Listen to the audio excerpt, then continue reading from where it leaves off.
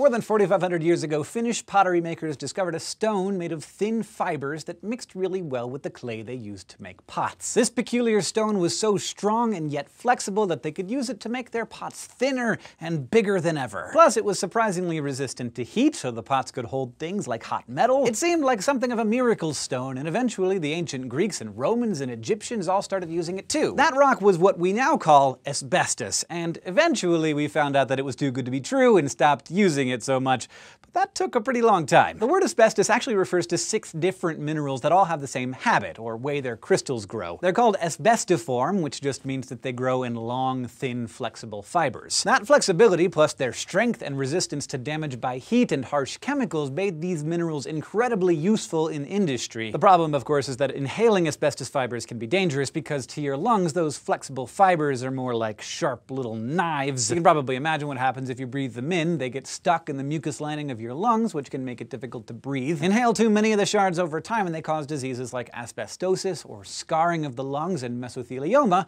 a type of lung cancer. The forms of asbestos with the highest health risks are part of a group of rocks called amphiboles, and what makes them cause more health issues than others comes down to 4 of their chemical and structural properties. First, amphibole fibers are smaller, so they can travel deeper into the lungs. They're also sharper, so they can pierce your lungs more easily, causing inflammation or creating scar tissue. Plus, they're hydrophobic, or water-avoiding, which can keep them from dissolving in mucus. If they dissolved, they could get coughed up and get out of your system. Finally, they contain iron, which can react with oxygen in your lungs and damage the DNA in your lung cells. The damaged DNA can then make the cells divide too quickly, leading to a tumor, so they may be more carcinogenic or cancer-forming as well. So how did asbestos go from being the miracle rock of ancient potters to the scourge